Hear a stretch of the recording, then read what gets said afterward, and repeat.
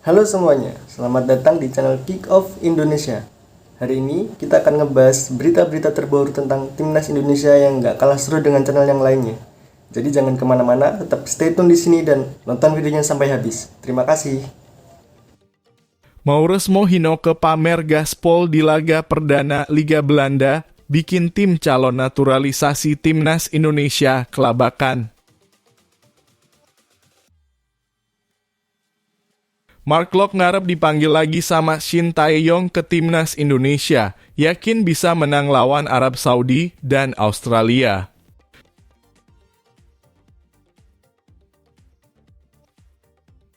Dengan modal hukum sekuat beton, Kemenpora yakin PSSI bakal menang di sidang CAS untuk kasus Maarten Paes.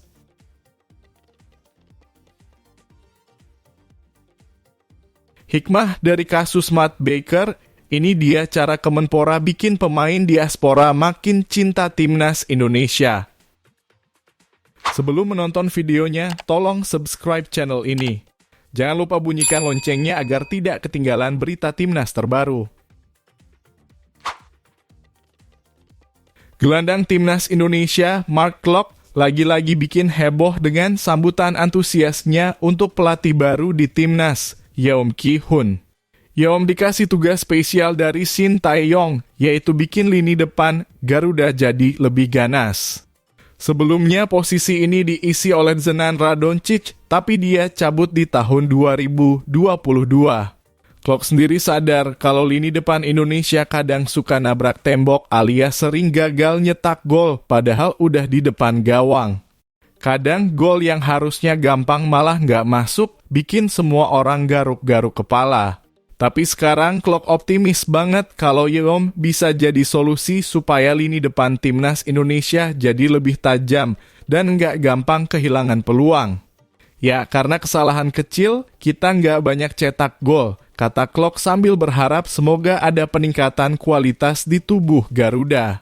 Klok pengen lihat Indonesia jadi lebih tajam lagi, apalagi mereka bakal bertanding di putaran ketiga kualifikasi Piala Dunia 2026 zona Asia. Di sisi lain, Yeom Ki-hun juga nggak kalah semangat. Dia bangga banget bisa dapat tugas ini dan siap untuk tantangan baru di luar Korea Selatan. Yeom janji bakal belajar banyak dan bantu timnas Indonesia buat nyetak lebih banyak gol. Syukurlah Pak Shin kasih saya kesempatan yang luar biasa. Saya siap belajar di Indonesia, katanya dengan penuh semangat.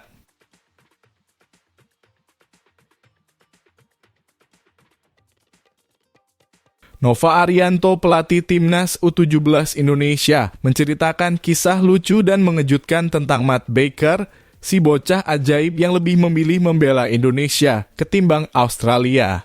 Bayangin waktu Australia manggil Matt Baker buat bergabung, semua pada kaget, termasuk Nova sendiri. Tapi untungnya Baker akhirnya milih Indonesia, bikin semua orang lega. Nova cerita saat itu dia dan timnya lagi rencana panggil Baker buat TC di Bali, tiba-tiba Australia muncul dengan panggilan resmi. Nova langsung koordinasi sama Pak Ketum dan orang tuanya Baker.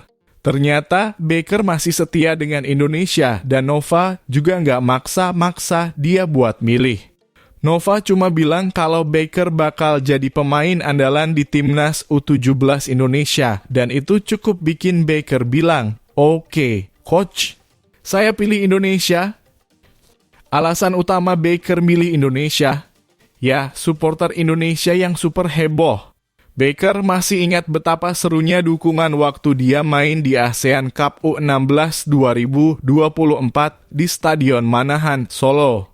Waktu itu Indonesia dapat peringkat ketiga dan euforia penonton bikin Baker nggak bisa move on. Akhirnya Baker lebih milih Indonesia, negeri ibunya, ketimbang Australia, negeri bapaknya. Buat Baker, membela Indonesia adalah kebanggaan yang nggak ada duanya.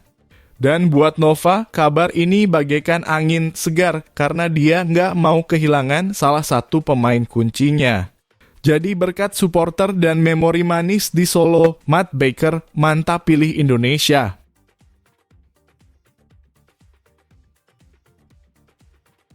Shin Tae-yong rupanya nggak cuma butuh pemain yang jago lari dan dribbling, tapi juga pemain yang otaknya encer kayak komputer.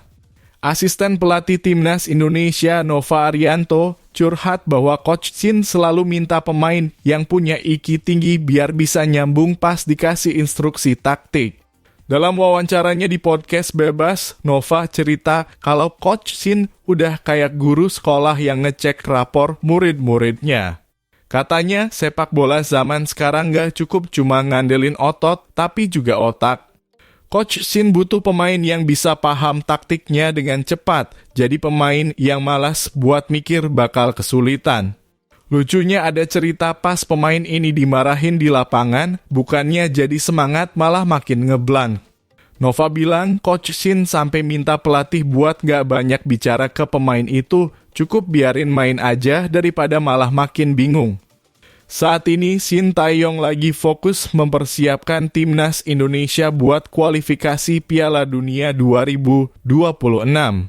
Timnas bakal berangkat ke Arab Saudi awal September dan harapannya semoga para pemain udah siap dengan taktik yang disiapkan, plus IQ yang cukup buat ngejalaninnya tanpa ngeblank di lapangan.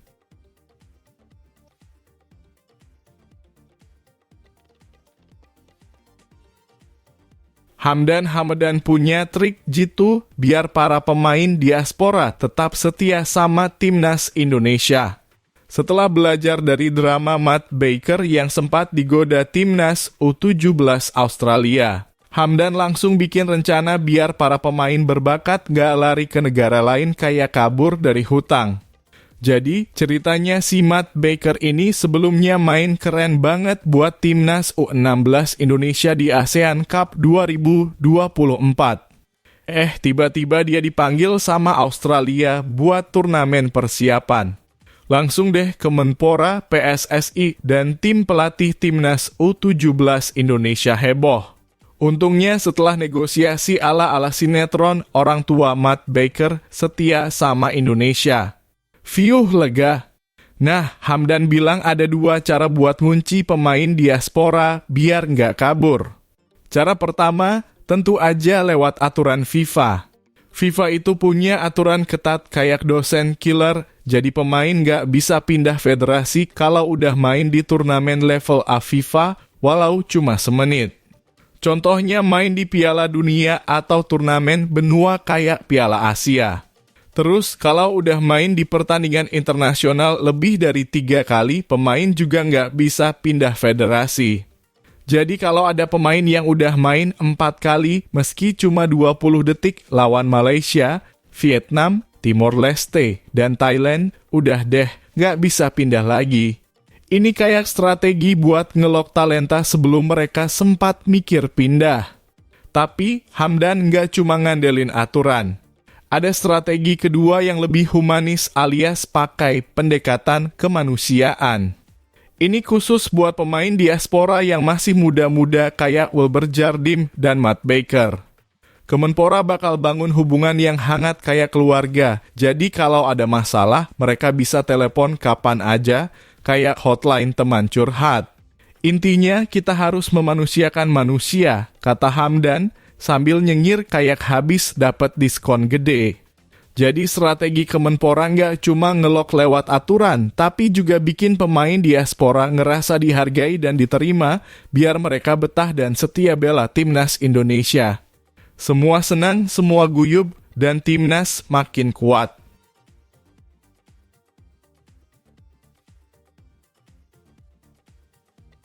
Tenaga ahli Kemenpora untuk urusan pemain diaspora, Hamdan Hamadan, sedang optimis banget kayak baru dapat gaji double nih soal kasus Maarten Paes di Pengadilan Arbitrase Olahraga atau CAS. Buat yang belum tahu, Maarten Paes, si kiper ganteng dari FC Dallas, udah resmi jadi warga negara Indonesia sejak April 2024. Tapi dia belum bisa bela Timnas Indonesia gara-gara ada urusan administrasi yang ribet kayak pas urus SIM hilang.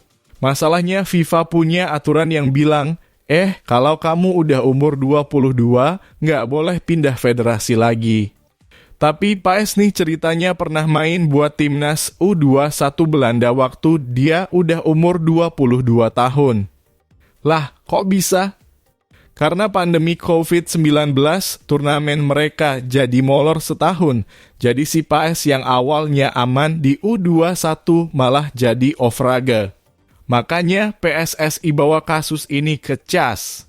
Hamdan Hamadan optimis banget PSSI bakal menang. Dia bilang, woi ini kan gara-gara COVID-19, masa nggak ada pengecualian sih? Kan UEFA aja ngebiarin dia main di U21 pas udah tua karena keadaan darurat.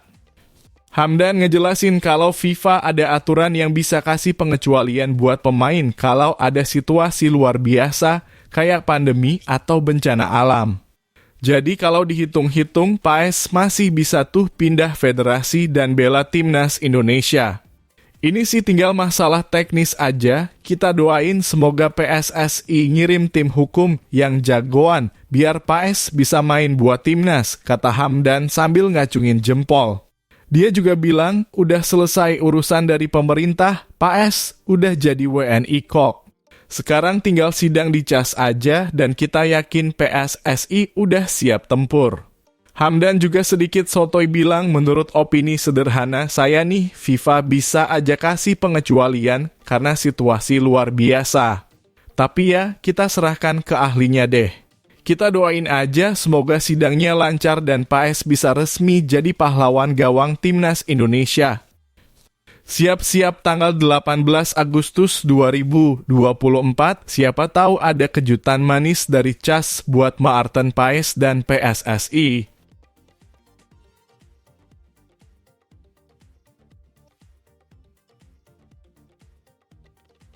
Mark Klok, bintang Persib Bandung yang naturalisasi dan punya gaya main yang ciamik, lagi-lagi ngarep dipanggil Shin Tae-yong ke timnas Indonesia. Setelah bikin heboh dengan kemenangan 4-1 atas PSBS Biak di laga perdana Liga 1 2024-2025. Klok langsung ngirim sinyal harapan ke pelatih timnas. Kayak kode gebetan yang pengen ditembak. Klok main selama 80 menit kayak mesin diesel yang baru panas sebelum akhirnya disuruh istirahat oleh coach karena takut overheat. Tapi sayangnya udah lama nih Klok nggak dipanggil lagi sama Shin Tae-yong sejak terakhir kali dipakai di Piala Asia 2023. Waktu timnas Indonesia bertarung lawan Irak dan Filipina di kualifikasi Piala Dunia 2026, Klok malah nggak dipanggil. Mungkin lagi di blacklist atau Shin Tae-yong lupa sama dia. Sekarang Klok cuma bisa berharap sambil angkat tangan ke langit, minta dipanggil lagi buat laga krusial lawan Arab Saudi dan Australia di kualifikasi Piala Dunia 2026. Ya, semoga aja saya dipanggil lagi, kata Klok sambil berdoa dalam hati biar nama dia muncul di daftar panggilan. Indonesia bakal menghadapi tantangan berat lawan Arab Saudi di Jeddah dan Australia di Jakarta. Klok sadar ini nggak bakal jadi jalan-jalan santai ke mall. Tapi meski berat, Klok tetap pada bisa ngasih perlawanan. Kami ingin menang di sana, ucapnya penuh keyakinan, kayak orang yang baru makan nasi padang porsi jumbo. Timnas bakal mulai kumpulin para pemain di Jakarta pada 29 Agustus 2024 dan langsung terbang ke Arab Saudi pada 1 September 2024.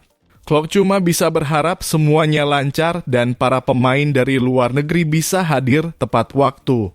Ya, semoga aja persiapan mereka nggak cuma bagus di atas kertas, tapi juga di lapangan.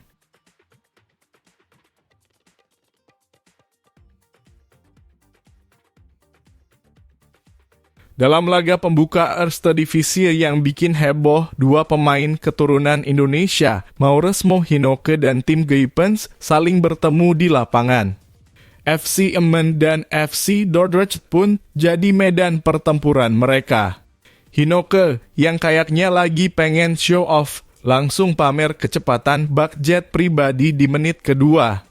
Dengan gaya ninja, dia berhasil melewati jebakan offside dan menyisir sisi kiri lapangan. Tapi sayangnya tendangan supernya masih bisa dihalau kiper lawan. Meski begitu, FC Dordrecht tetap bikin 2 gol duluan, bikin pendukung FC Emmen senewen. Geipens yang mungkin masih sibuk ngopi dulu baru dimasukkan di menit ke-81 saat Emmen udah ketinggalan 1-2. Sayangnya kehadirannya nggak banyak membantu dan Emmen pun harus mengakui kekalahan.